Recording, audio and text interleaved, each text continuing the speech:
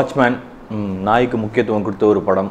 GV Prakash hero, AL Vijay sir direction. So Vijay sir பார்த்தீங்கன்னா கடந்த 3 படமாக வேறு ஜானர் ட்ரை பண்ணிகிட்டே இருக்கார்.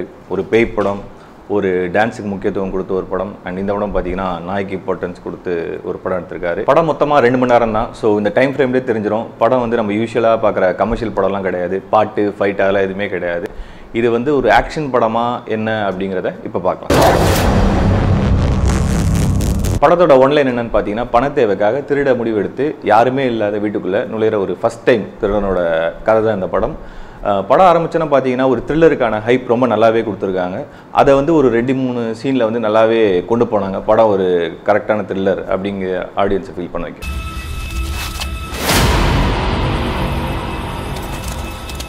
படத்தோட பெரிய ப்ளஸ் என்னென்னு பார்த்தீங்கன்னா ஜிவி பிரகாஷோட பிஜிஎம் தான். படத்தோட கான்ஃப்ளிக்ட் என்னென்னு ஆரம்பிக்கிறதுக்கு முன்னாடியே பார்த்தீங்கன்னா ஜிவி பிரகாஷோட பிஜிஎம் நம்ம படத்தோட அந்த த்ரில்லர் ஜானருக்கு கொண்டு போயிடுது. ரொம்ப நாள் கழித்து ஒரு இன்டென்ஸான படத்துக்கு ஜிவி பிரகாஷ் ரொம்ப அருமையாகவே பேக்ரவுண்ட் ஸ்கோர் போட்டிருக்காரு. இந்த படத்தில் பார்த்தீங்கன்னா சொல்லக்கூடிய அளவுக்கு நிறைய கேரக்டர்ஸ் எதுவுமே கிடையாது. குறைஞ்சது பார்த்தீங்கன்னா படத்தில் நாய் இருக்கும், ஜிவி பிரகாஷ் இருப்பார், அப்புறம் அந்த ஹவுஸ் ஓனர், இவங்க தான் படத்தை சுற்றி வந்துக்கிட்டே இருப்பாங்க. அதனால் கேரக்டர்ஸை பற்றி டிஸ்கஸ் பண்ணுறதுக்கு பெருசாக ஒன்றும் இல்லை. அப்படி டிஸ்கஸ் பண்ணாலும் அது ஸ்பாயிலர் ஆகும்.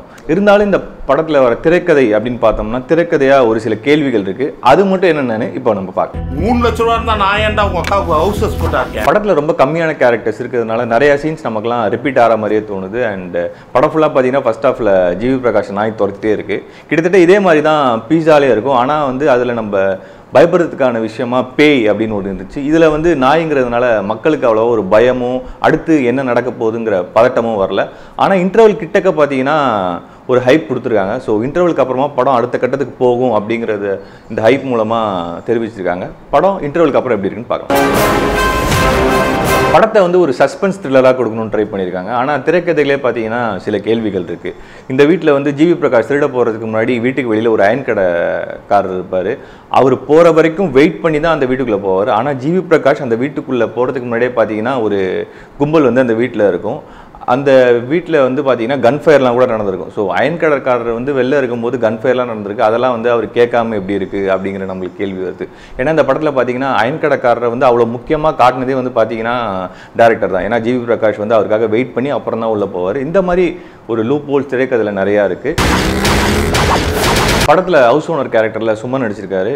இவர் வந்து பார்த்தீங்கன்னா ஒரு வீட்டுக்குள்ளே தீவிரவாதி வரவங்கெல்லாம் வந்து நிதானமாக சிசிடிவியில் பார்த்துட்டு அவர் பிஸ்டல் லோட் பண்ணிட்டு மேலே கிளம்பிடுவார் 3rd ஃப்ளோருக்கு. அண்டு அப்புறமா கடைசி சீனில் பார்த்தீங்கன்னா தீவிரவாதிங்க வந்து இவர் கிட்ட வரும்போது பார்த்தீங்கன்னா புல்லட் தீர்ந்து போச்சு, ஜிவி பிரகாஷ்ட போயிட்டு கீழே புல்லட் எடுத்துருவா அப்படிங்கிறலாம் சொல்லுவார். ஸோ லாக்கர் நம்பர்லாம் கொடுத்து இதெல்லாம் பார்க்கும்போது இவ்வளவு தெளிவாக நிதானமாக தீவிரவாதிகள் வரதெல்லாம் பார்த்துட்டு பொறுமையாக ஹேண்டில் பண்ண தெரிஞ்ச சுமனுக்கு இந்த புல்லட்டை ஏன் எடுத்துகிட்டு வர தெரில அப்படிங்கிற கேள்வி ஆடியன்ஸுக்கு வருது. அண்ட் இதெல்லாம் பார்க்கும்போது இவரோட கேரக்டர் வேல்யூவை கொஞ்சம் குறைச்சிட்ட மாதிரி தெரியுது. இதுக்கெல்லாம் மெயின் ரீசன் என்னென்னா சீனை டெவலப் பண்ணும் அப்படிங்கிற காரணத்துக்காக வச்சுருக்காங்க அப்படின்னு தான் நாங்கள் நினைக்கிறேன்.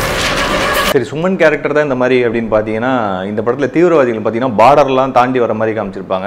அவங்க வந்து பார்த்தீங்கன்னா சிசிடிவி கேமராலாம் சின்னதாக இருக்கும், அதெல்லாம் பட்டுன்னு சுட்டுருவாங்க. ஆனால் இந்த படத்தில் ஒரு நாய் இருக்கும், அதை மட்டும் அவங்க கடைசி வரைக்கும் சுடவே மாட்டாங்க. இதெல்லாம் பார்க்கும்போது பார்த்தீங்கன்னா நம்ம பழைய காலத்தில் எம்ஜிஆர் படத்தில் பார்த்தீங்கன்னா எவ்வளோ சுட்டாலும் எம்ஜிஆர் மேலே மட்டும் குண்டு படவே படாது. அந்த மாதிரி தான் இந்த படத்தில் நாயையும் காட்டியிருக்காங்க. ஸோ நாயை வந்து சூப்பர் ஹீரோவாக காட்ட அப்படி ட்ரை பண்ணியிருக்காங்க. அண்ட் இதெல்லாம் கூட பரவாயில்ல, நாய் வந்து எங்கே இருக்குது, நாயோட ஹைட் இவ்வளோ தான் இருக்குது, நாயை சுட சொன்னால் இவங்க அவங்களுக்குள்ளே சுட்டு விளாண்டுப்பாங்க. இதெல்லாம் பார்க்கும்போது தான் வந்து படம் கொஞ்சம் காமெடியாக இருக்கிற மாதிரி எல்லாருக்கும் தோணும்.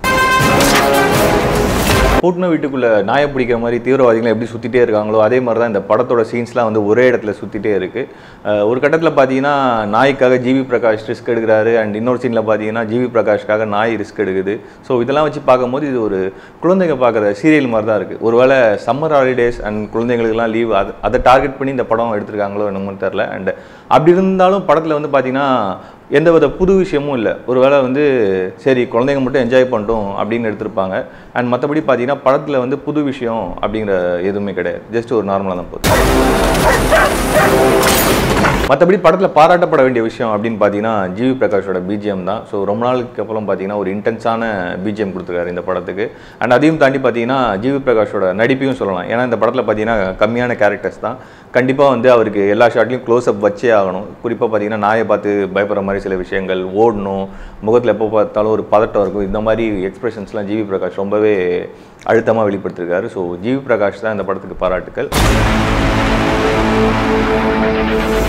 அண்ட் மற்றபடி இந்த படம் எப்படி இருக்குது அப்படின்னு பார்த்தீங்கன்னா ஒரு நார்மலான ஒரு த்ரில்லர் தான் நாயை வச்சு ட்ரை பண்ணியிருக்காங்க. குறிப்பாக விஜய் சார் படம் அப்படின்னு பார்த்தீங்கன்னா வேறு ஜானரில் ட்ரை பண்ணியிருக்காரு. ஸோ பேய் படம், ஒரு டான்ஸ் படம், இந்த வகையில் பார்த்தீங்கன்னா நாயை வச்சு ஒரு சஸ்பென்ஸ் த்ரில்லர் ட்ரை பண்ணியிருக்காரு. அந்த வகையில் படக்குழுவோட பாராட்டலாம். ஏன்னா ஒரு 2 மணி நேரத்தில் வந்து ஒரு நாயை வச்சு ஒரு சஸ்பென்ஸ் த்ரில்லர் கொடுக்குறது வந்து ரொம்ப பெரிய விஷயம். அண்ட் குழந்தைங்க இந்த படத்தை கண்டிப்பாக என்ஜாய் பண்ணுவாங்க. ஏன்னா வந்து பார்த்தீங்கன்னா சம்மர் ஹாலிடேஸில் வந்து குழந்தைங்க பார்க்குறதுக்கான படம் எதுவுமே கிடையாது, எல்லாமே படமாக வந்துட்டுருக்கு. அந்த வகையில் ஃபேமிலியோட உங்கள் குழந்தைங்கள்லாம் கூட்டிகிட்டு போய் இந்த படம் பார்த்தீங்கன்னா உங்களுக்கு பிடிக்கும். அண்ட் குழந்தைங்களை இந்த படம் கண்டிப்பாக என்டர்டெயின் பண்ணணும். அண்டு பெரியவங்க இந்த படத்தை எப்படி ரிசீவ் பண்ணியிருப்பாங்கன்னு பொறுத்து தான் பார்க்கணும். யோகி பாபு இந்த படத்தில் இருக்கார். ஒரு 2-3 சீன் தான் வராரு. அவரையும் ஒரு வேளை வீட்டுக்குள்ளே திருட கூப்பிட்டு போயிருந்தா படம் இன்னும் கொஞ்சம் எங்கேஜிங்காக இருந்திருக்கும். எனக்கு என்னமோ அவரோட கால் ஷீட் கிடைக்கல, அதனால தான் அந்த சீன்லாம் டேரக்டர் வைக்கல அப்படின்னு நினைக்கிறேன். நீ தானே மாறி? ஆமாம் சார், நான் ஒரு மாதிரி தான். பார்த்தீங்கன்னா படத்தில் வந்து ஒரு ஹீரோயின் இருக்காங்க. அவங்க வந்து ஏஎல் விஜய் சார் ஆடில் வர மாதிரி அங்கங்கே அப்படியே வந்துட்டு போகிறாங்க. பார்க்கறதுக்கு ரொம்பவே நல்லா இருக்காங்க. இந்த படத்துக்கு டாக்ஸ் ஆஃப் சினிமாவோட ரேட்டிங்